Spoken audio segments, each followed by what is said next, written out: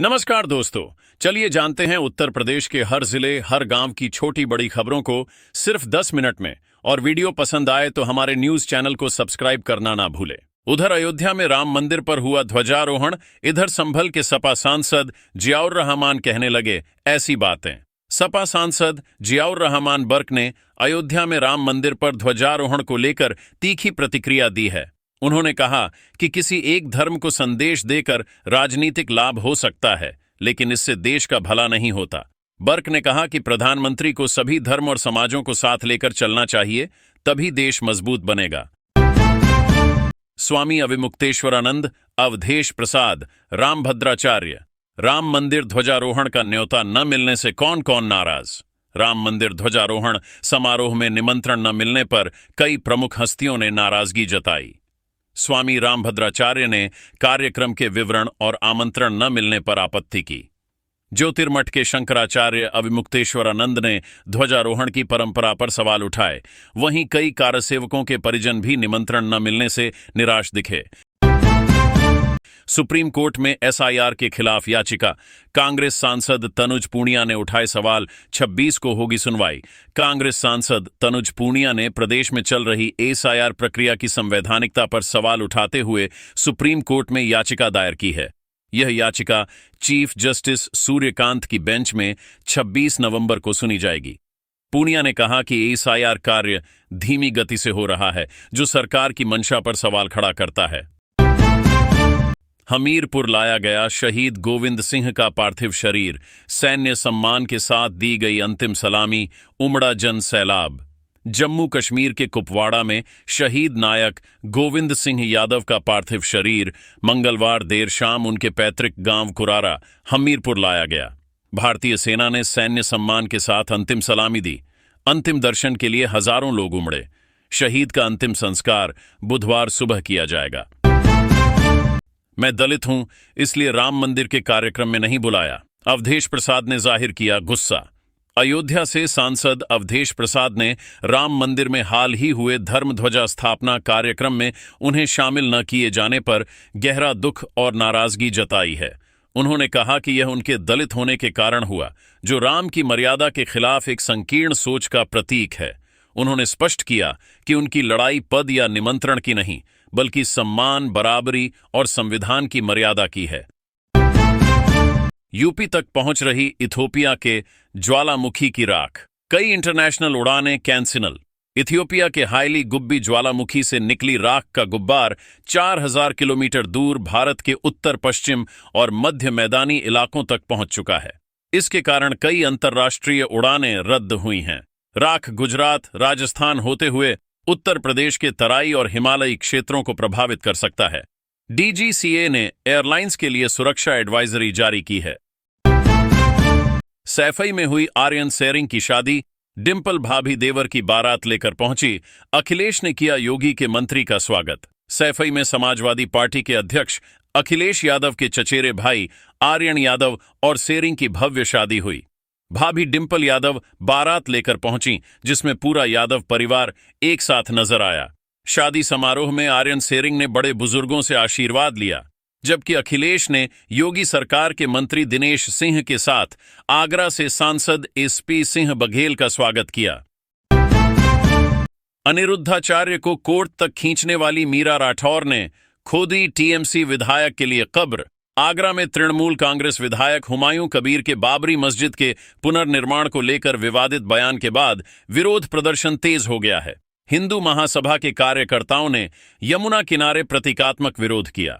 संगठन के अध्यक्ष सौरभ शर्मा ने कहा कि 6 दिसंबर को शौर्य दिवस मनाया जाता है। ऐसे बयान धार्मिक भावनाओं को आहत करते हैं। पराली जलाने पर 9 लेखपाल निलंबित। कई थानों को कारण बताओ नोटिस जारी। महाराजगंज में बढ़ते पराली जलाने के मामलों पर प्रशासन ने सख्ती दिखाते हुए 9 लेखपालों को निलंबित कर दिया है। 4 तहसीलों के एसडीएम, कृषि उप निदेशक और कई थानों को कारण बताओ नोटिस जारी हुए हैं। 40 कंबाइन हार्वेस्टर जब्त किए गए और भारी जुर्माना लगा है। जिले में अब तक 380 मामले दर्ज हो चुके हैं। छत्तीसगढ़ में ओटीपी लिंक और मोबाइल वेरिफिकेशन मांगने पर हो जाएं सावधान। मुख्य निर्वाचन अधिकारी ने दी चेतावनी। उत्तर प्रदेश में एसआईआर प्रक्रिया के बीच मुख्य निर्वाचन अधिकारी नवदीप रिणवा ने चेतावनी दी है कि कुछ लोग बीएलओ बनकर मतदाताओं से मोबाइल पर आए ओटीपी की मांग कर रहे हैं। उन्होंने स्पष्ट किया कि एसआईआर के किसी चरण में बीएलओ ओटीपी नहीं मांगते। ऐसी कोशिश साइबर ठगी मानी जाएगी, इसलिए मतदाता किसी भी ओटीपी को साझा न करें। विंध्यवासिनी मंदिर को बम से उड़ाने की धमकी, रात भर छानबीन में जुटी पुलिस, प्रयागराज से पकड़हा गया युवक। मिर्जापुर के विंध्यवासिनी धाम को सोमवार देर रात बम से उड़ाने की धमकी मिलने पर पुलिस महकमे में हड़कंप मच गया। भारी पुलिस बल, बम स्क्वाड और डॉग स्क्वाड ने पूरे परिसर की रात भर तलाशी ली, लेकिन कुछ नहीं मिला। जांच में पता चला कि यह कॉल प्रयागराज से एक युवक ने किया था और आरोपी युवक को हिरासत में ले लिया गया। राम मंदिर का असर, 2028 तक 18,000 करोड़ के रेवेन्यू वाली हो जाएगी अयोध्या की टूरिज्म इकोनॉमी। अयोध्या के राम मंदिर के शिखर पर धर्म ध्वजा फहराने के बाद मंदिर का निर्माण आधिकारिक रूप से पूरा हो गया है। विशेषज्ञों के अनुसार 2028 तक अयोध्या की पर्यटन अर्थव्यवस्था 18,000 करोड़ रुपए का राजस्व उत्पन्न कर सकती है, जिससे शहर पर्यटन का प्रमुख केंद्र बन जाएगा। 19वीं राष्ट्रीय जंबूरी, सीएम योगी बोले, सफलता के लिए सामूहिकता, टीम वर्क व अनुशासन जरूरी। 19वीं राष्ट्रीय जंबूरी के डायमंड जुबिली कार्यक्रम में सीएम योगी आदित्यनाथ ने युवाओं से एक भारत श्रेष्ठ भारत और विकसित भारत के संकल्प के साथ आगे बढ़ने का आह्वान किया। उन्होंने कहा कि सफलता के लिए सामूहिकता, टीम वर्क, अनुशासन, प्रकृति प्रेम, पर्यावरण संवेदनशीलता और स्वच्छता जरूरी है। महर्षि वाल्मीकि, देवी अहिल्या, निषाद राज से माता शबरी तक राम मंदिर के ध्वजारोहण में सबको साथ गए पीएम मोदी। पीएम मोदी ने राम मंदिर ध्वजारोहण के बाद अपने संबोधन में रामचरित से जुड़े महर्षियों और भक्तों का उल्लेख कर सामाजिक एकता का संदेश दिया। उन्होंने वशिष्ठ, विश्वामित्र, अगस्त्य से लेकर वाल्मीकि, देवी अहिल्या, निषादराज और माता शबरी तक सभी के योगदान को स्मरण किया। मोदी ने कहा कि यही समरस आदर्श रामायण की आत्मा है। झाड़ियों में छिपा साइन बोर्ड और सड़क पर बिखरी लाशें, हापुड़ के ब्लैक स्पॉट पर सिर्फ आश्वासन, कोई कार्रवाई नहीं। हापुड़ में ब्लैक स्पॉट बढ़कर 21 हो गए हैं, जहां 2024 में 186 और 2025 में अक्टूबर तक 185 लोगों की जान गई। कंदौला गेट, ब्रजघाट, अल्लाह बख्शपुर कट और मेरठ रोड फ्लाईओवर पर सुरक्षा इंतजाम नदारद हैं। झाड़ियों में छिपे साइन बोर्ड और गलत दिशा में वाहनों के चलते हादसे बढ़ रहे हैं, जबकि सुधार सिर्फ कागजों में सीमित है। औरंगजेब ने तिलक जनेऊ मिटाने की मुहिम चलाई, सिख गुरु बने थे सनातन की ढाल। मुख्यमंत्री योगी आदित्यनाथ ने कहा कि मुगल शासकों ने भारत में इस्लामीकरण की मुहिम चलाई, जिसमें औरंगजेब ने तिलक जनेऊ मिटाने के लिए अत्याचार किए। कश्मीर में बढ़ते अत्याचार के खिलाफ गुरु तेग बहादुर ने आवाज उठाई और बलिदान दिया। उन्होंने बताया कि सिख समुदाय ने सनातन धर्म की रक्षा में अहम योगदान दिया है। प्रयागराज में ड्राइविंग लाइसेंस प्रक्रिया के सत्यापन के कार्य 5 दिन नहीं होंगे। 26 से 30 नवंबर तक प्रभावित रहेगा काम। प्रयागराज में ड्राइविंग लाइसेंस के सत्यापन का कार्य 26 से 30 नवंबर तक बाधित रहेगा। आरटीओ प्रशासन के अनुसार प्रिंटिंग और कार्ड निर्गत के लिए पोर्टल अपडेट किया जा रहा है। 1 दिसंबर से सत्यापन का कार्य फिर से शुरू हो जाएगा। प्रतिदिन लगभग 150 ड्राइविंग लाइसेंस का सत्यापन किया जाता है। गजब, सजा 6 महीने की और 20 साल से चल रहा ट्रायल, हाई कोर्ट ने जताई नाराजगी। प्रयागराज हाई कोर्ट ने 6 महीने की सजा वाले मामले का ट्रायल 20 साल तक लंबा खींचने पर कड़ी नाराजगी जताई। कोर्ट ने कहा कि ट्रायल बार बार टाला गया और अभियोजन 13 साल में एक भी गवाह पेश नहीं कर पाया, जिससे 73 वर्षीय आरोपी परेशान हुआ। न्यायालय ने ट्रायल कोर्ट को 1 महीने में कार्यवाही पूरी करने का निर्देश दिया। दिल्ली की तर्ज पर बनेंगे डिटेंशन सेंटर, बांग्लादेशी रोहिंग्या के साथ अफ्रीकी भी संदेह के दायरे में। प्रदेश में विदेशी घुसपैठियों की पहचान के लिए जिलों में दिल्ली की तर्ज पर डिटेंशन सेंटर बनाने की तैयारी शुरू हो गई है।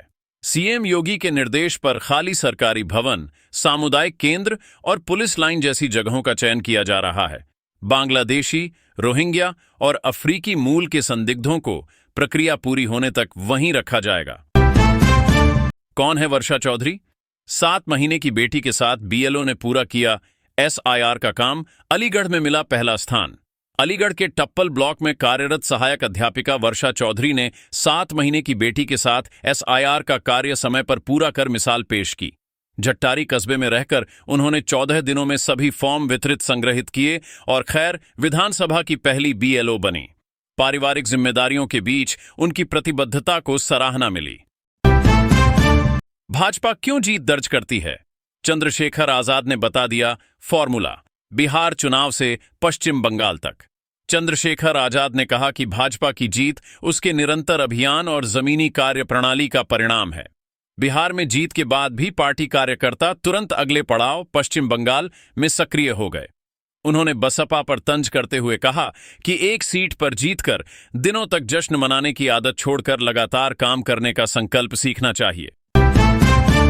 अखिलेश यादव जाएंगे राम मंदिर?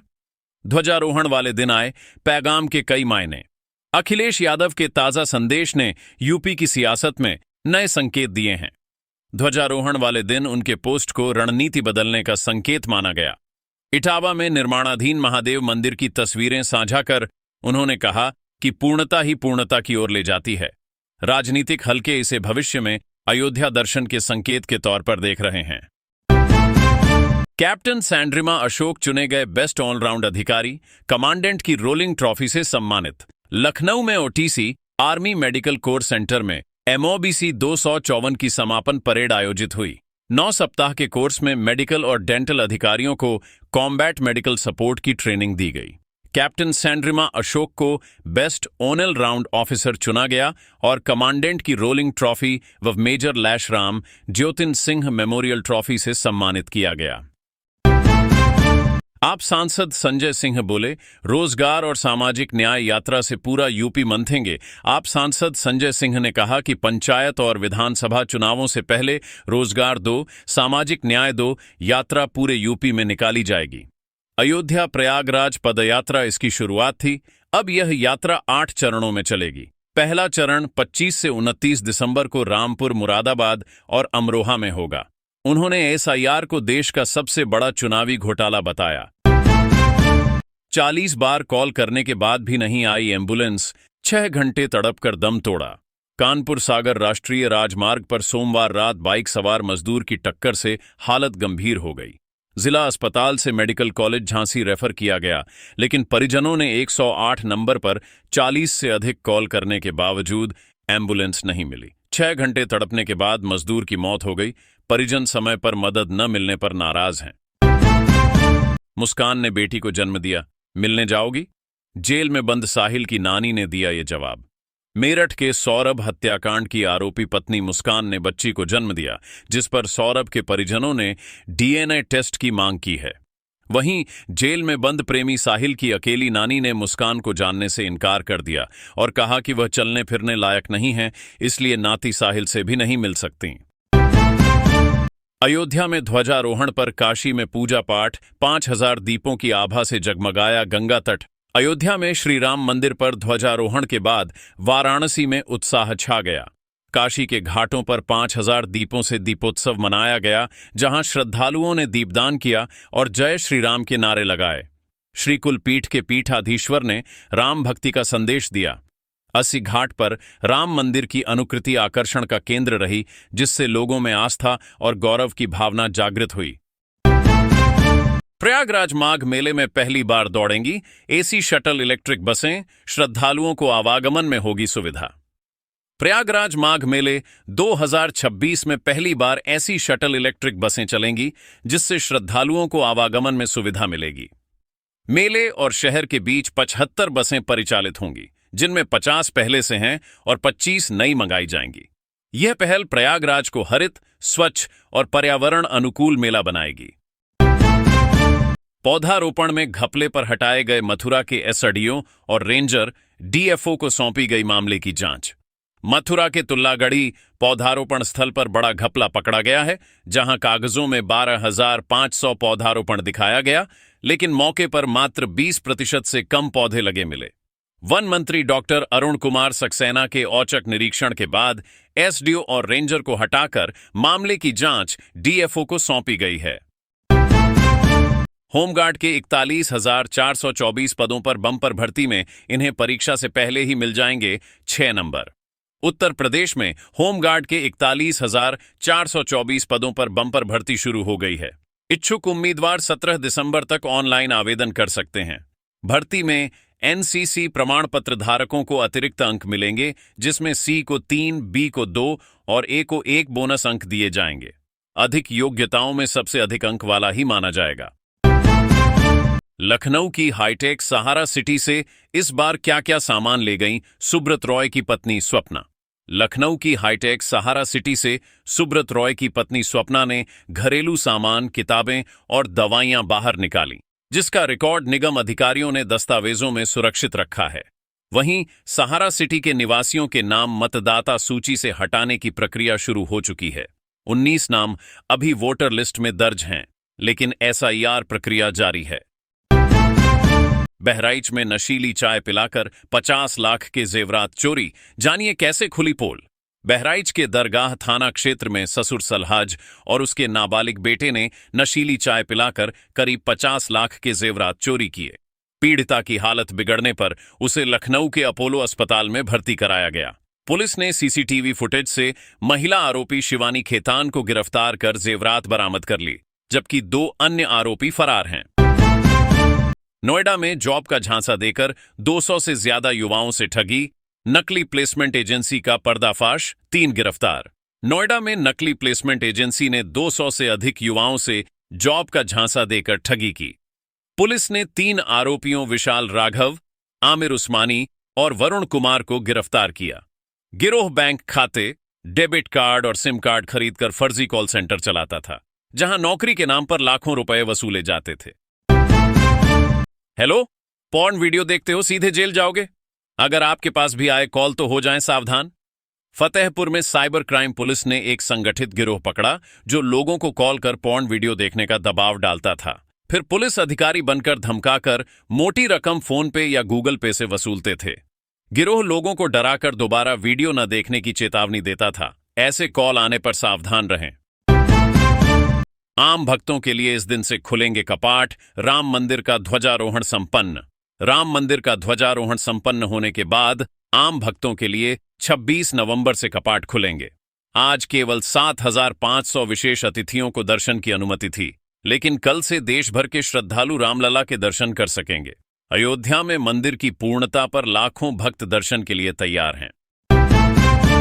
नशे में टल्ली भतीजे ने ताई की उंगली दांत से काटकर अलग की, घटना को अंजाम देकर हुआ फरार। सीतापुर के बेलामुंह में नशे में टल्ली भतीजे ने अपनी ताई की उंगली दांत से काटकर अलग कर दी और फरार हो गया।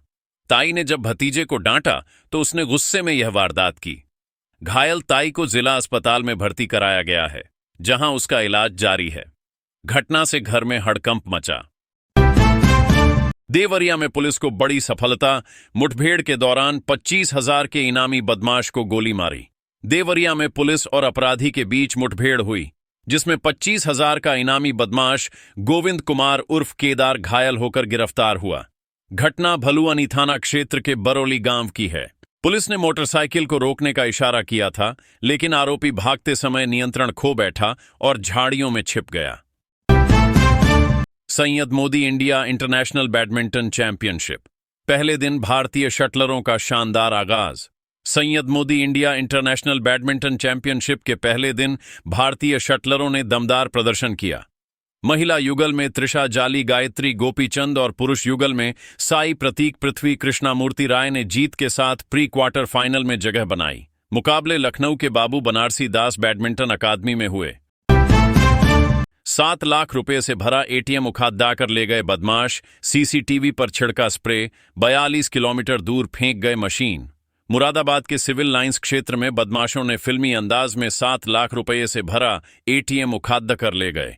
नकाबपोशों ने पहले सीसीटीवी पर स्प्रे किया। एटीएम मशीन को 42 किलोमीटर दूर अमरोहा के रजबपुर में फेंका गया।